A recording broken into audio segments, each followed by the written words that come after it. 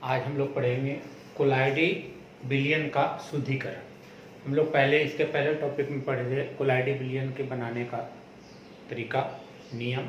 तो कोलाइडी विलयन के बनाने का नियम में हम लोग पढ़ चुके हैं। अब वो टॉपिक समाप्त हो गया। अब जब बनाने का नियम बन गया हमको, तो उसमें कुछ न कुछ अशुद्धियाँ मौजूद रह जाती है। वो 100% शुद्धतम रूप में प्राप्त नहीं होता है। तो उसे शुद्धतम रूप में प्राप्त करने की प्रक्रिया ही कहलाती है शुद्धिकरण। कहता है कि जब कोलाइडी विलयन में वैद्युत अपघट्ट और अशुद्धियाँ मौजूद रहती है, कोलाइडी विलयन में वैद्युत अपघट्ट और अशुद्धियाँ मौजूद रहती है, उन कोलाइडी विलयन से अशुद्धि को हटाने की प्रक्रिया शुद्धिकरण कहलाती है। अशुद्धियों को दूर करने की प्रक्रिया शुद्धिकरण कहलाती है। और हम पहले जानते हैं कि कोलाइडी विलयन का आकार सबसे इम्पोर्टेंट है। अभी तक जितने भी टॉपिक आए हैं सब में कोलाइडी विलयन के आकार पर निर्भर है। तो हम जानते हैं कि कोलाइडी विलयन का आकार 1 नैनोमीटर से 1000 नैनोमीटर के बीच में होता है। तो अब कहता है शुद्धिकरण की 3 प्रक्रिया है। कोलाइडी विलयन को शुद्ध करने की 3 प्रक्रिया है। पहला है अपोहन, दूसरा है वैद्युत अपोहन और तीसरा है निस्यंदन, डायलिसिस, इलेक्ट्रोडायलिसिस और अल्ट्राफिल्ट्रेशन। तो अपोहन की 3 प्रक्रियाएं, शुद्धिकरण की 3 प्रक्रिया है। पहला प्रक्रिया है अपोहन। तो अपोहन के बारे में अच्छी तरह से आप समझ लीजिएगा। कहता है अपोहन क्या है? तो किसी कोलाइडी विलयन में उपस्थित घुलनशील पदार्थ माने जो घुलने वाला पदार्थ होता है, और विसरण, देखिए कहा है टॉपिक विसरण। आप विसरण जानते हैं कि जब उच्च सांद्रता से निम्न सांद्रता की ओर बहाव होगा तो ये प्रक्रिया कहलाएगी विसरण। पदार्थ को विसरण द्वारा अलग करने की क्रिया अपोहन कहलाती है।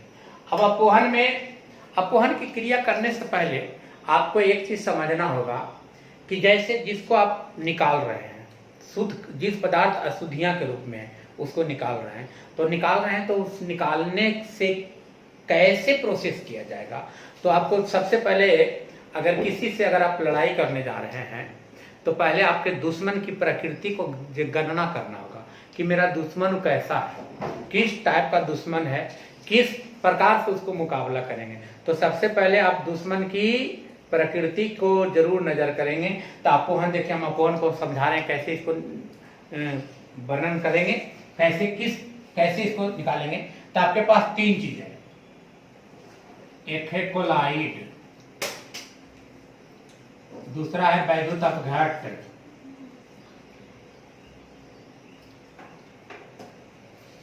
और तीसरा है अशुद्धियां। 3 फैक्टर है आपके पास। तो हम कोलाइड का जानते हैं कि 1 नैनोमीटर से 1000 नैनोमीटर के बीच में कोलाइड का आकार, और अशुद्धियां का आकार 1 नैनोमीटर से कम है। अलग हो जाएगा इसी जगह। देखिए इसकी प्रकृति में कोलाइड का आकार जो होता है फिक्स है 1 नैनोमीटर से 1000 नैनोमीटर के बीच में, और जो अशुद्धियां इसमें मौजूद है वो 1 नैनोमीटर से कम है। तो किस प्रकार करेंगे? तो एक पंचमेट पेपर यानी कि चर्म थैली लेंगे, एक चर्म थैली लेंगे।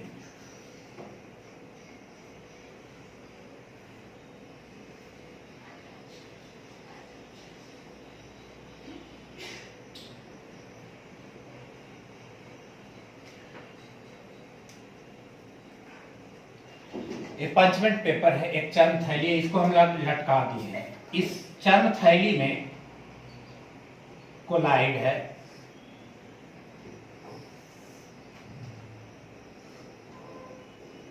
और इस कोलाइड के साथ साथ अशुद्धियां हैं। देखिए दो रूप से हम दिखा रहे हैं।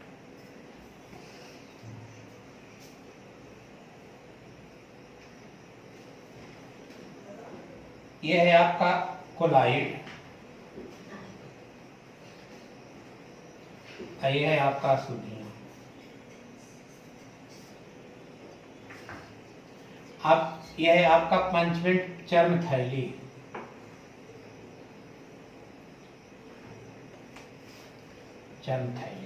अब देख लीजिए, एक पात्र लेंगे,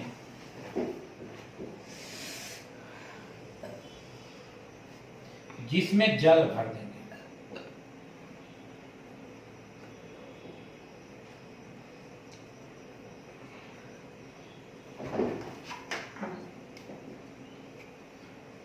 यहां से जल एंट्री करेगा, यहां से जल बाहर निकलेगा।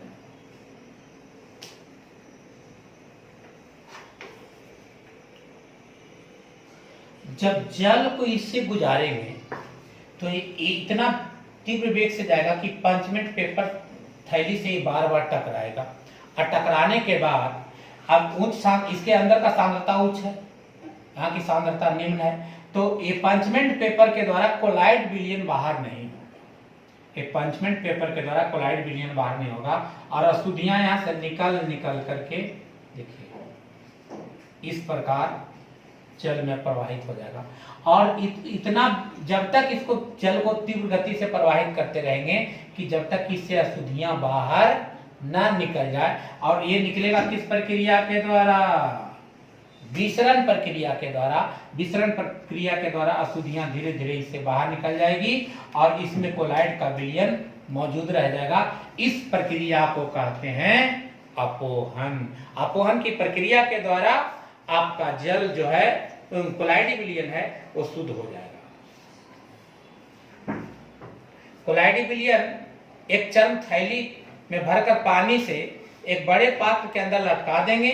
लटका देने के बाद पात्र के अंदर पानी की धारा निरंतर प्रवाहित होते रहेगी और वैद्युत अपघट्ट या अन्य पदार्थ यानी कि विलेय पदार्थ जैसे चीनी, यूरिया चर्म थैली से शीघ्र ही प्रसारित हो जाएगा। इस प्रकार कोलाइडी विलयन थैली के अंदर मौजूद रह जाएगा और थैली के अंदर मौजूद रह जाने के बाद इस कोलाइडी विलयन का शुद्धिकरण हो जाएगा। इस प्रकार ये प्रक्रिया था अपोहन।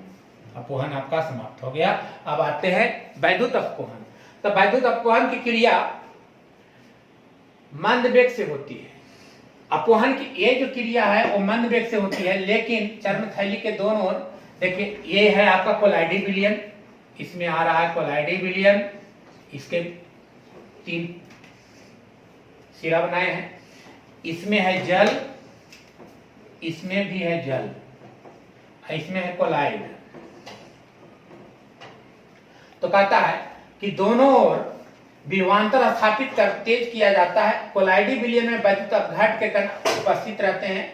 विद्युत क्षेत्र के प्रभाव से तेजी से थैली से बाहर निकल जाता है और इस प्रक्रिया को वैद्युत अपोहन कहते हैं। अब ये जल है, आपको वैद्युत अपोहन की क्रिया में उच्च विभवांतर से इसमें विद्युत धारा जब प्रवाहित करेंगे तब प्रवाहित होने के पश्चात जो कोलाइडी विलयन है आपका, वो कोलाइडी विलयन शुद्धतम रूप में बाहर आ जाएगा और इस प्रकार अशुद्धियां है वो दूर हो जाएगा।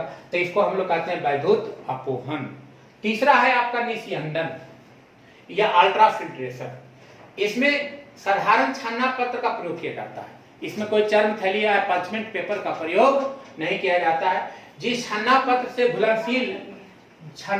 से घुलनशील कण रुक जाता है और कोलाइडी कण बाहर निकल जाता है उसे अल्ट्राफिल्ट्रेशन कहते हैं। कोलाइडी कण छन्ना पत्र पर नहीं रह जाता है, कोलाइडी कण छन्ना पत्र पे ही रह जाएगा और अशुद्धियां उससे दूर हो जाएगा। इसको कहते हैं हम लोग निस्यंदन।